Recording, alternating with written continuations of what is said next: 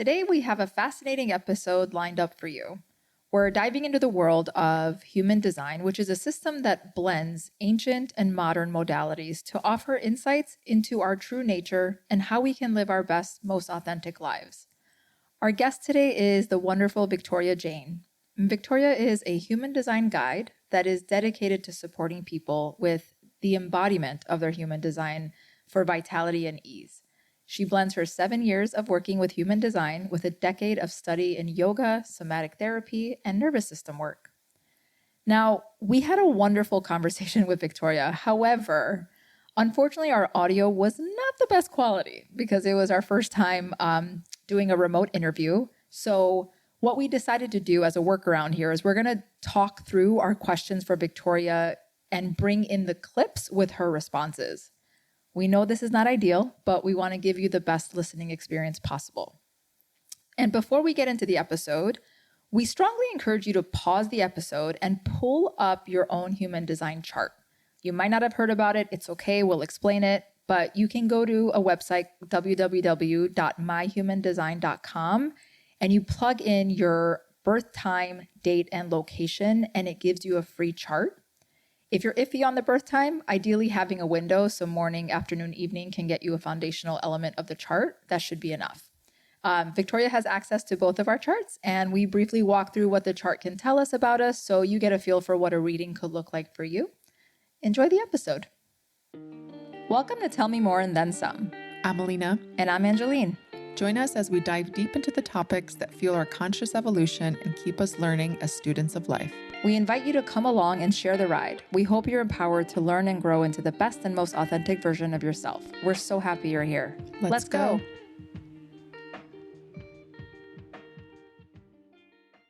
All right, before we get into the episode and our conversation with Victoria, we thought it'd be helpful to give you a bit of an overview of human design and what drew us to it in the first place. And I heard someone explain it really well, so I'll try to do that myself. Basically, it's a self-awareness tool.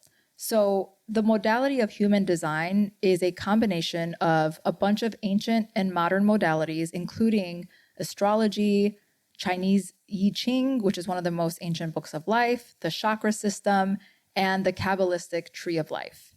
And our chart is based on all of these things. So imagine, based on the date, time, place where the planets were in the exact time, that left an energetic imprint on you, and your chart reflects that. And it's basically what you can call your personal energetic algorithm. And it shows you exactly how you're designed to use your energy, express your energetic gifts, interact with the world around you in the most optimal, effective, but also most effortless and fulfilling way. And when we're following that blueprint or algorithm, that's when we feel this quality of ease in life. And it doesn't mean that there are never any challenges, but those challenges feel more purposeful. And when we're going against our natural blueprint, that's when we feel resistance, where life feels a lot harder than it needs to be. And you feel like you're banging your head against the wall and you keep coming against the same challenges over and over again. And another way to think of it is when we're born, we're free from any conditioning. So we're basically our chart when we come into the world. And around the age of 7 is typically when we start to pick up on the external pressures around us in terms of expectations, a good or bad way to behave, to learn, anything. And because we're human, and one of our most basic needs is to belong and be loved, we try to fit into these molds and live up to these expectations. And sometimes it means shutting certain parts of us down or ignoring certain parts of our algorithm because it doesn't line up with what is modeled around us. So understanding our human design is a wonderful way of knowing yourself even better and getting to know your true self to give yourself permission to be that version of you, free from all the pressures and conditioning and leaning into the things representing your most authentic self so you can find the ease and flow of life. It's absolutely my pleasure to be here and to share human design with whoever might be interested. We appreciate Victoria joining us. Human design is a topic that Angeline introduced me to. I'd never heard of it.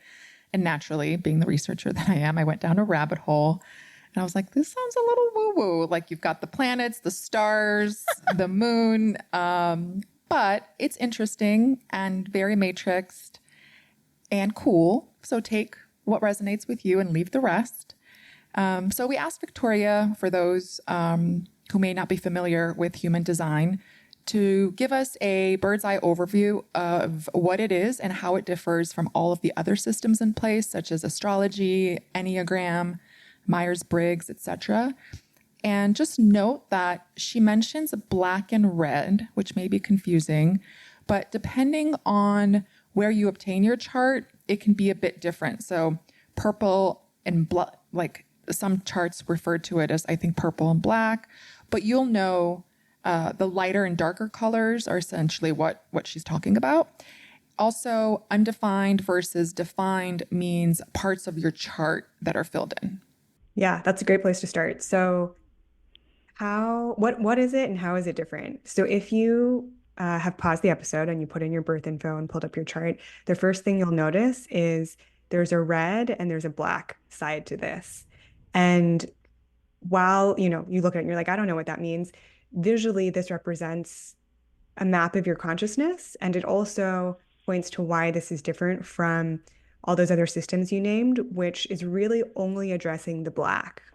So everything in black is related to your actual day of birth, and in human design is referred to as the personality. It's who you think of yourself as, I'm extroverted, or I'm shy, or I'm adventurous, I'm a Sagittarius, I'm a Enneagram 4, whatever it might be, like all those things. Those are characteristics that describe like who you think you are, how you show up, your character, your costume, right? What human design offers us that all these other personality systems don't is everything on the red. And so, which is about the consciousness of your body. So the things that you're just doing that you don't have to think about that also make up like a huge part of who you are, right? Visually, it's like half the chart. If you go deeper into human design, we might say it could count for even more. But really, when we take that a step further, looking at, okay, so there's these two things, the red and the black. Human design is a system that integrates the duality that you are, the contrast, the tension that we know is a part of life, so that we can really flow with all of it. Next, we asked Victoria if and how human design provides us with information on how we're supposed to be versus how we've been conditioned to be.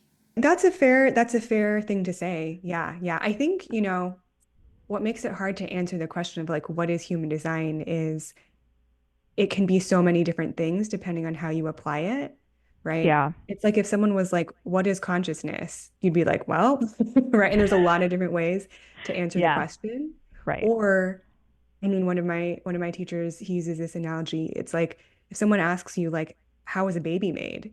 You're like, well, physically, biologically, is it the love story of your parents? Is it the ancestral lineage? Is it the socio-political like migration patterns of our ancestors? Like cause, So similarly, when we talk about something like human design, it's like, well, what does it mean in the context of you finding more freedom, more space, for you interacting with others, for you to understand what it's like to experience life as it comes in as a filter through you? So that's why, yes, we can totally say it's a map of potentially who you could be. It's a map of how you became conditioned. I like to approach it from the lens of consciousness and how you perceive things, because that's just like what I find the most interesting, right? But one of the things I think that human design grants us, if you really start looking at it, is like, wow, we are all so different, so unique. Everybody has their own truth. And like, I wouldn't presume to say like, oh, that person over there is doing it wrong. That's like just not possible, right? They're doing them. So yeah, so there's a lot of different ways to explain it. So as Victoria was talking, I thought to myself, I just love the word consciousness versus perception. And so much, if not all, of our perception depends on our conditioning, how we were raised, what we were taught in our homes and in our schools. And what's nice about it is understanding I am who I am today because of so many of these variables. And I often look at photos or just think about my childhood, and a lot of that is still within me, who I am, what brings me joy, what I contribute to my friends and family and just society as a whole, versus who I think I should be, but tapping into what feels right, what feels good. And it could be difficult to tap into what feels right and what doesn't. It's so difficult. And we think it's easy because the mind comes in and it's like, I mean, we've heard all the advice, right? Like go with your gut, do what you love. Um, you know, some people will be like, hey, it's just go with what you feel in the moment. And other people are like, no, gotta like wait it out. Like there's so many different things that work for different people. And Alina, in your case, like you're very open. There's 9 centers in the chart, and 7 of yours are open or undefined, and only 2 are colored in. So only 2 sort of voices within your system are consistently there. The thing that you can rely on is this is who I am. This is my sense of direction. Going this way feels right. So if you were to try to follow the advice of like, well, if it lights you up and like you feel this energy, that would be totally wrong for you, even though it absolutely works for, like half the population. I then asked Victoria if all aspects of her human design clicked for her right away, or if there were elements that she thought didn't sound like her. Certainly there were parts where I was like, yep, definitely. And then there were parts where I was like, really? I don't know. I don't think there was anything where I was like, definitely not. Um, Hmm. there were just the parts that resonated were like, I'm a projector, I'm, not an energy being or energy type.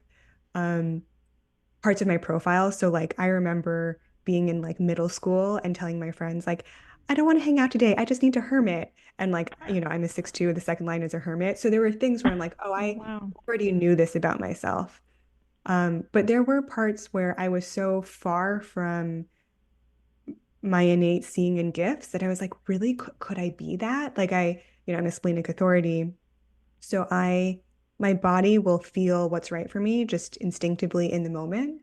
But I had really divorced myself from how much I could feel and my sensitivity and my intuition, where I was like, oh, am I splenic? Am I intuitive? Like, what does that even sound like? So that took some time, but it wasn't like, oh, definitely not. It was more just like, that sounds really nice, but I don't see myself that way because I had lost it. So, next we got into the 5 different types, and we asked Victoria to briefly walk us through each one and their purpose and what distinguishes each. And so, for the audience, they're going to be generators, manifesting generators, and manifestors. And she refers to these as sacral energy types. And then there's projectors and reflectors, and she refers to these as non-sacral, non-energy types. And fun fact, all 3 of us are projectors. Shout out to the projectors. Within human design, depending on where you go, people will say 5 types or 4 types. Generators and manifesting generators have the same aura and the same purpose/strategy. So let's talk about them first, because together, generators and manifesting generators are about 70% of the population. So Wow. yeah. So their purpose, and it's not like, usually people hear this, they look at their chart, they're like, oh no, I'm so common. And I always like rush in to say like, no, we have 70% in the population because that's what we need. Like we need all of you to build and create the And make the world. world go round. Yeah, like we're all special, right? And then even in that sort of reaction, you can hear the conditioning that we all have where it's like, oh, we think we need to like be so we need to do something to be special, when it's like, no, no, no, like every single chart is so unique. But anyway, so the thing that generators and MGs they both have is this consistent sacral life force energy. So I use the term sacral and then generator MG interchangeably. It's just a little easier to say. And if you know, like the traditional 7 chakra system, the sacral center is second center life force. It's what is, making the plants grow, and it's like creating all of life, right? And so the purpose of them is to act on their life force, to like carry it out and to create and do and build. Examples would be, A generator is so excited to plan her best friend's like surprise birthday party, right? And they're just like doing it. And it's, they'll stay up and like make a Pinterest board at 2 a.m. because they like want to and it like fills them up, right? Whereas all three of us are smiling on camera right now because we all know if any of one of us did that, we would be very tired and behave very Nope. the way. Yeah. Nope, thank Doesn't you. matter how much we love this person. Yeah. Um, so their strategy is to respond to the life force within them.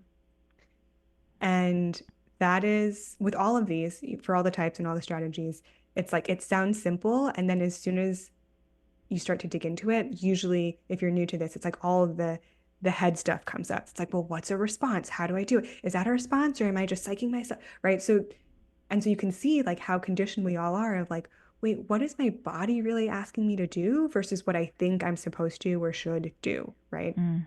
That is like the whole practice of this, which, yeah, I'll pause there. So that's the first type. Love it. Cool. Then we have manifestors, and both generators and manifestors are considered energy types. Obviously, we just talked about sacrals. They have life force energy. Manifestors, they don't have this sacral energy, so it's not as consistent. Typically, like a generator MG, it's like they wake up full battery when they're healthy, and like they're just doing until their body's like, okay, time to shut down. And that's manifestors, or is that That's for MG? generators. Got it. Got it. Thank you. But for manifestors, they're an energy type, but they're different in that it's like a thunderbolt of energy. It's like flashes in, you do a thing, and then you tap out. And that speaks to really the purpose of a manifestor, which is about initiating something. It's like paving a new way in the world. And they're less common because we don't need as many. So they're about less than 10% of the population, rough like 8 to 10, something like that. So examples of famous manifestors, like Frida Kahlo, J.K. Rowling, right? Like Harry Potter. Alina's girl. Oh yeah. Yeah, like she loves Frida. Such a distinct vision, right? And then this one always like potentially brings up a lot for people, but I still think it's a good example. Trump is a manifestor, right? So regardless of where you stand politically, it's like, dude did something different, like came in and bulldozed away, like said, it's like, I want this, I'm doing it, right? So there's a sort of, if you can just, and that's why I think it's helpful to bring up the 3 examples there so you get a different feel. It's not just like people getting politically triggered, but it's like you're doing something different and it potentially, you have an impact on the people around you. And so their auras are a little more closed, so that they can really, I think of like a cartoon, like Roadrunner, like tunneling through a mountain. It's like, and the aura is just like protecting them, right? So their strategy is it's 2 parts: to inform and initiate. The initiating part is like, cool, I get inspired and I do it. But what manifestors will hit up against without the informing part is people are like, what are they doing? What are they up to? Like, I'm so confused, So the informing is really important, where they're just letting people in their life know, like, hey, I am starting to feel kind of burnt out. I'm going to take a week like camping off grid soon. FY, like, hey, family, just letting you know this is going to happen. Or, I'm thinking of like a manifestor CEO I know. And because manifestor energy it's really up and down, right? So I know a manifestor CEO who will be like, hey, I'm just not feeling it today.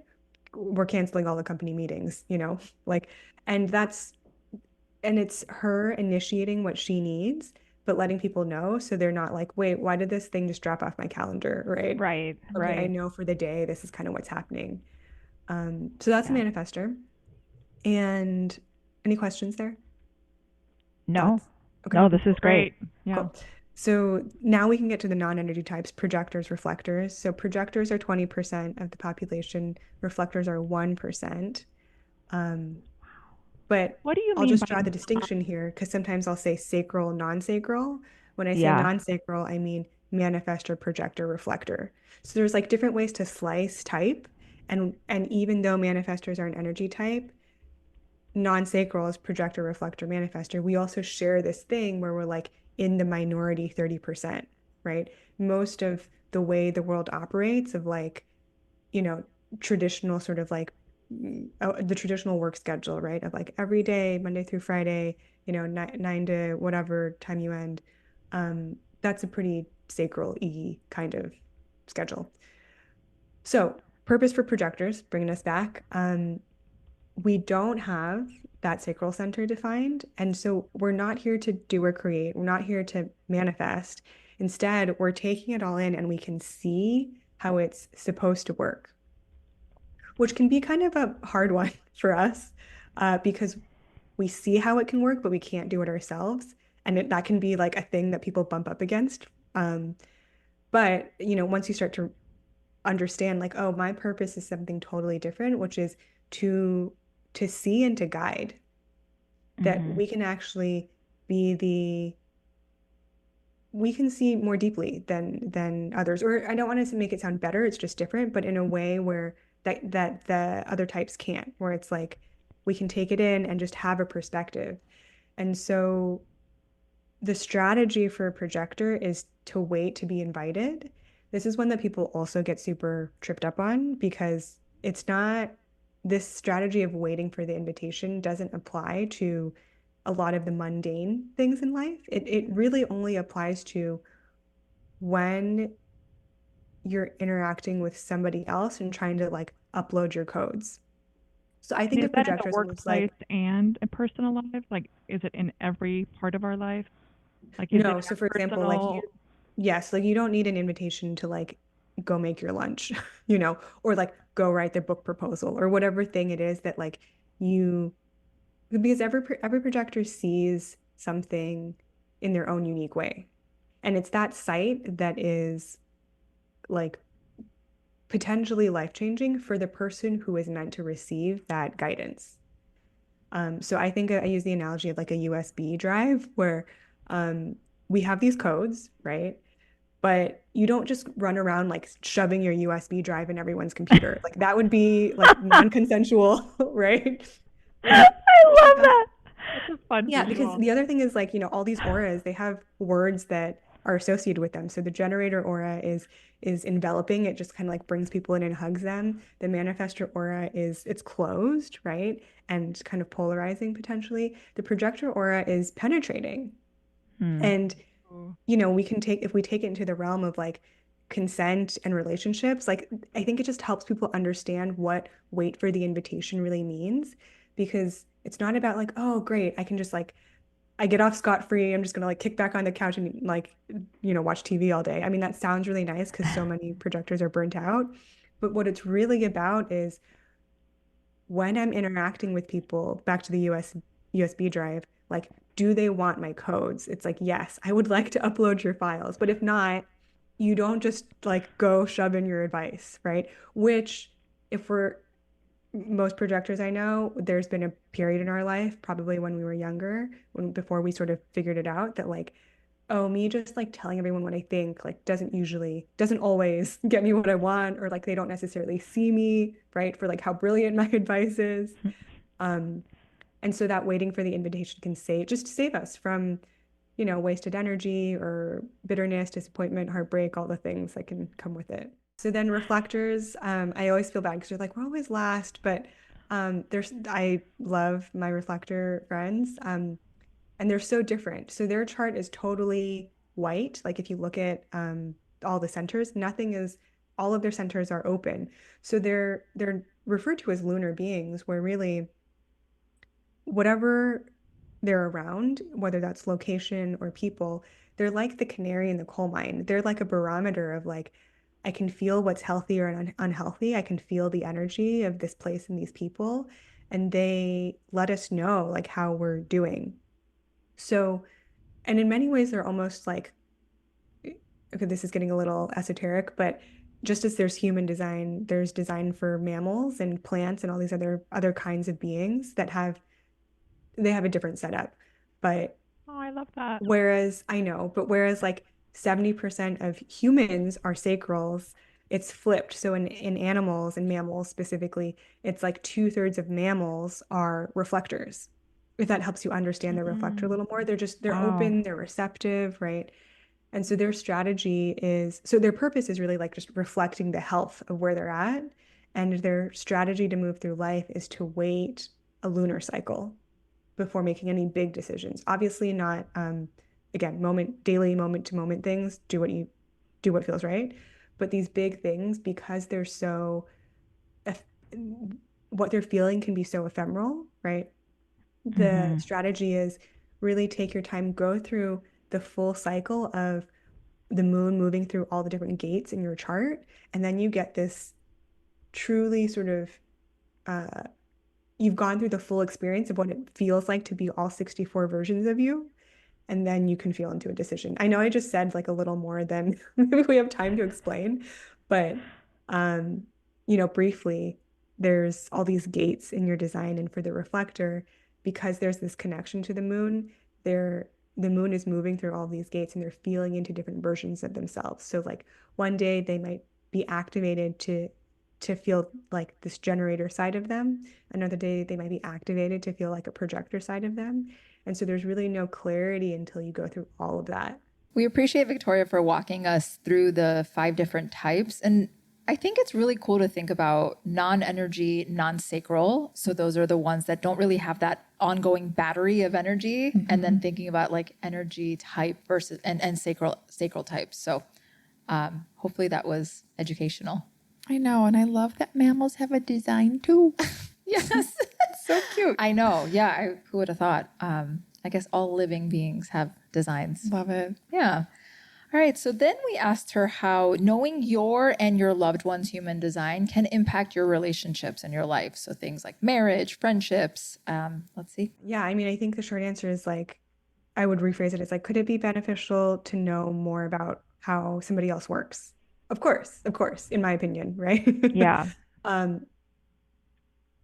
I think, if for people who really engage with their design, you start to see, wow, this is just how I am, based on when I was born, which, depending on your belief system, you may think you chose or not chose, but you see that like, okay, you didn't consciously do this, right? Like this is what you got, I'm a projector, I'm a whatever. And so when you can start to really like accept that about yourself, and self-love can be a trope, but like really embrace and like welcome all parts of yourself, it's like, how does that not open up more space for somebody else to be more them? And then I asked Victoria if we could go through our designs and briefly share what a reading could look like, because the type is just the umbrella. So the umbrella being, projector or reflector. And Ange and I are both projectors, but depending on all the details of when we were born, there are nuances to each of us. So like, for example, I'm a self-projecting projector and Angelina is like an emotional projector. So let's hear her compare a few aspects of each of us. So I'm just going to pick one aspect that I think will be broadly applicable. So let's compare Angeline versus Alina. And, you're both projectors. I'm also a projector. But like you have all the centers you have defined in your charts, they're totally different. So hang on, I just want to, yeah. So Alina, you've got what's called your G center to your throat defined. So you look at it and you're like, okay, what are the things that are colored in? The G center is, you have a consistent sense of identity and direction. So Alina, like you're probably not, well, your natural setup is not to be somebody who questions like, who am I? Like there's, you might go through identity like transformation and change, but there's probably something like at the deepest level where you're like, yep, this is me, right? Sounds right. Yeah. Whereas like Angeline, you've got that undefined. So you're like, I could be anyone. I hang out with these people. I'm a rock star. I hang out with those people. I'm a ballerina, like whatever. I'm the same. So, wherever you're white, there can be this, it's like, wait, I'm always changing. Like, shouldn't I be more like the people who are just one thing? So Yeah. people with undefined G's, we can ask ourselves and struggle with like, where am I going? What's my purpose? I mean, funny you asked the purpose question. Who am I supposed to be, right? What's the costume I wear so that I can just tell people this is my purpose, this is what I do? Yes. So that's one example. And then, that connects, Alina, to your defined throat. So when you're speaking, it's like you've got this consistent voice that can talk about the stories of the past. You're probably pretty decent at keeping secrets, but you can also like share your own individual creativity because that's the other channel that you've got. So that's a totally different experience than Angeline's, right? Angeline's over here, like, I don't know, who am I? When I talk, anything could come out of my mouth. You could pick up different, I know open throats where they pick up accents really easily. They talk like other people. If you're in a, yeah, if she's pointing at herself. If you're in a Yes. meeting, I had one client, she, like a lot of actors will be open throats because they're like, oh, it's now I can just, I know what I'm supposed to say. I don't have to like be nervous about what's going to come out of my mouth, right? Yes. Um, Wow. yeah. But what you have consistent is like a lot of strong energy stuff. So, I just talked about, oh, projectors, non-energy types, but we can have defined centers that create energy. It's just that it's not consistent in the same way. So you're driven, and you'll make commitments and you'll work really hard and you like want to take care of your people, but also like there's this other part of you that's like, I might just not be in the mood. Like I just gotta go I'm like kind of sad, right? I'm melancholy. I gotta go be emo, right? Yes. Yeah. Yes, that was me this week. Yes. Yeah, yeah. And that's nothing to judge, right? A lot of emotional people will be like, what's wrong with me? I have feelings. Why do I feel this? There's no good reason for me to feel this way. But it's actually this really rich source of creativity. And Mm. like there can be this really beautiful poetry and romance and like out of the moodiness comes something different and special to share, right? It's just you have to be in the mood, which obviously. Yes. Um, so all of that, like those are all considered motor centers in human design. So it's like Okay. you've got when the will is there, you'll make it happen. When Mhm. the emotional energy is there, you'll come out and you'll be so social. You'll be like the most charming person there is at the party, right? Yeah, Um, so true. but again, it's like it's inconsistent. So Mhm. that doesn't necessarily speak to so how it ties back to purpose is there are these consistent parts of you that you're here to share and shine into the world, right?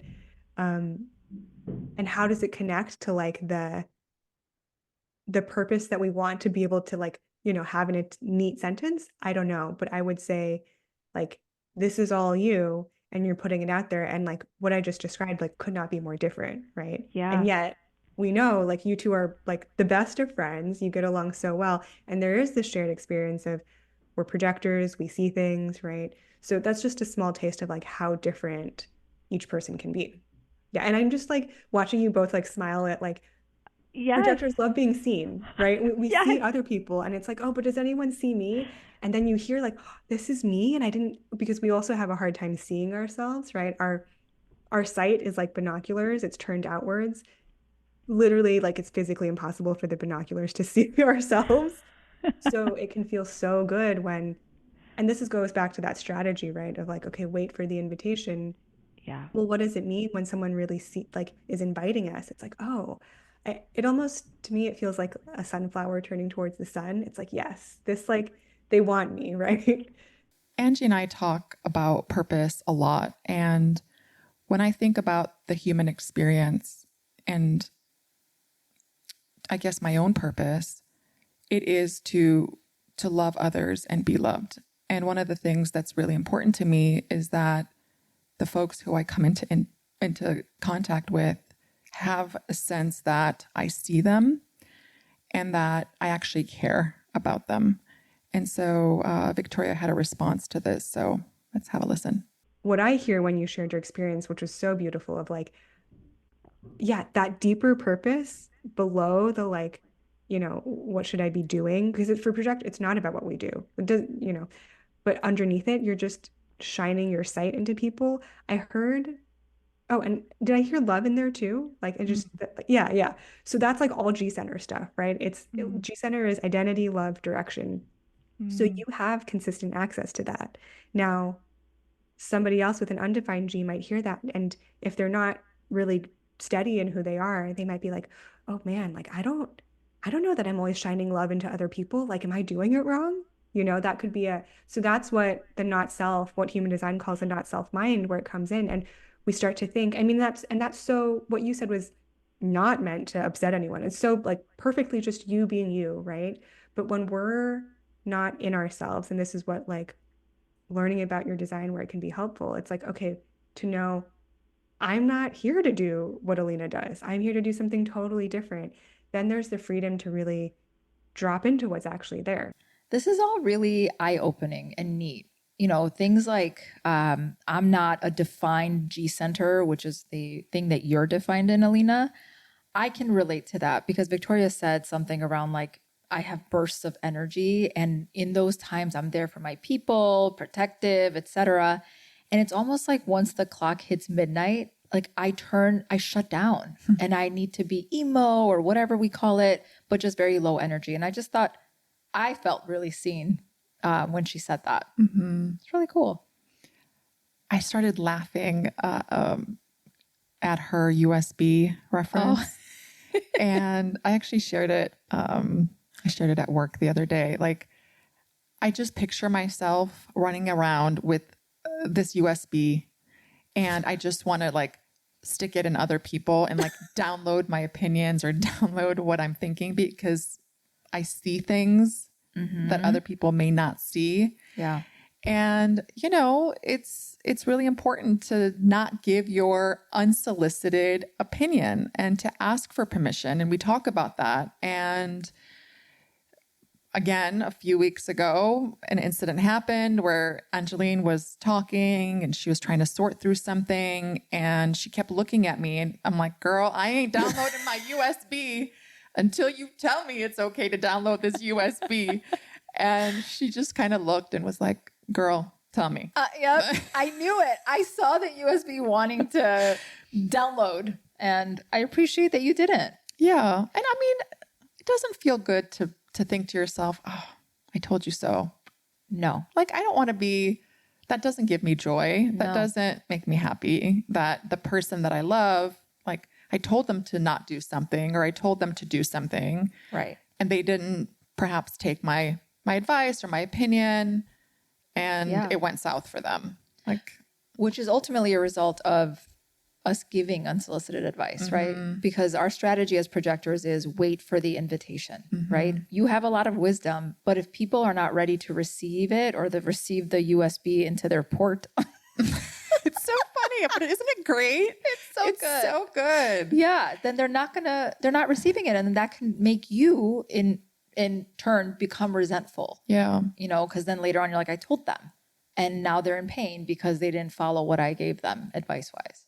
It's one of the things that must be like, if I were a parent, amongst other things, I think one of the hardest things would be to not download my data into my child. Yeah. Right. Like, don't make the same mistakes that I made or learn from my mistakes or trust me, this isn't the path that you should be taking. Right. But they have to learn on their own. Absolutely. That's part of their journey. That's part of all of our journey is sometimes we have to learn the hard way and, restrict ourselves from downloading our USB. Right. Yeah. And that's part of that conditioning, right? That we talked about earlier. Fascinating. All right. So for our listeners that are intrigued or want to learn more, we asked Victoria to share how you can work with her and learn more about human design. Just know there are many resources out there that you can search on either YouTube, Google. Our world has a vast amount of information that is accessible, and Victoria does customize readings. So let's hear a little bit more about her offerings. Where I'm at in my own, I guess, like sharing of human design is I work with people one-on-one because there is a piece of this where you can learn all you can sort of on your own and in group, but there's something that happens at the individual to individual level, that like USB drive thing that happens that I see as really moving the needle for people who are like, I'm in this and I want to really understand what it means to be like me and my design. So, it's super easy. I have a website, you can email me. And I might be opening up my group study program live, but you can do the self-study part anytime if you want to study with me. And we'll also link Victoria's website and Instagram page in the show notes. So as we all know, we always end our episodes with sharing something that's bringing us joy lately. And we'll have Victoria go first as our honorable guest. Yeah. So, I mean, it's summer as we're recording this right now, and bringing me joy. I just love like the seasonal stone fruit. There's like a stand at the farmer's market. They have like all these heirloom varieties, and I will specifically like go make extra time to go to this like out of the way farmer's market. I mean, it's not that out of the way, but um yeah, and then I've been cutting up the plums and putting it with this like gluten-free, like bean protocol friendly, like I literally put like 1 teaspoon of sugar in this entire thing. So it's like basically no sugar. And it's just like so delicious, like a gluten-free almond poppy cake with these like cut up plums and some like unsweetened coconut yogurt. That sounds delicious. Thank you for sharing, Victoria. Alina, do you want to go next? Yeah. So I would say that I'm one of those people that just loves listening to music. I always have music in the background. I know for some people it's the television or I don't know. But for me, it's always music. And I absolutely love going to concerts, especially if it's like a smaller to medium sized venue. Yeah. And I was looking at my calendar and I have like 3 concerts in the next month. And that's bringing me a lot of joy lately. I'm super excited. I love that. You've, for as long as I've known you, which is my whole life, Yep. you've always loved live music. Mm-hmm. That's nice. And the smaller venues are better. Yeah. And it's just like good energy. Yeah. Right? Yeah. Like, just kind of fills my cup. So, That sounds great. how about you, Ange? Well, Jenny's ice cream is what is bringing me joy lately. And a few days ago, my boss and I went to Jenny's and I tried the new flavor called Bastani. What? Which is the Persian inspired flavor. Girl, it was What? so good. So bastani means ice cream in Persian. Yes. And it's saffron, pistachios. Stop. Oh yeah. We're going right now. And rose water. What? It was just like our Bastani. I'm dead. Like it was delicious, you guys. I hope they stick around with this flavor. They don't last long. They No. have like the flavor of the month. I didn't know that. That makes me sad. Unless they make it like a staple. A staple if it's popular enough. So y'all go get some Bastani if it's still around. Americans, go get you some Bastani at Jenny's. You won't regret it. It's good. It's very unique. But yeah, Jenny's ice cream in general just brings me joy. Birthday cake and gooey butter cake. I just love her ice cream. So good. Yeah. Some people are weird about rose in their They are. food, Andrew's weird about it. right? Yeah. It's so funny. It is. But We put it like in all of our desserts. it's so good. Pretty much. Yes, because Like- it makes dessert delicious. I could even, I think, put it in milk and I would like to drink it with milk, with Girl, some sugar. I buy this rose flavored yogurt. Oh, you had me try it. It's so good. So good, but I guarantee you people find it, Weird. yeah, they find it probably the taste to be a little strange. So good. But we grew up with it too. Yeah. So, yeah. All right. Well, Victoria, it was a pleasure to have you as a guest. Thank It you was. again for taking the time to meet with us and helping our listeners understand human design and how they can dig deeper into learning more about their own blueprint. Yes. Thank you, Victoria. Before we sign off, make sure to check out the show notes to find Victoria. And if you've enjoyed the episode and if you like the show in general, please take a second to rate, review, and subscribe. It goes a long way, and it's actually the best way to support our show. And with that, that's all we've got for you today. See you next time on Tell Me More and Then Some.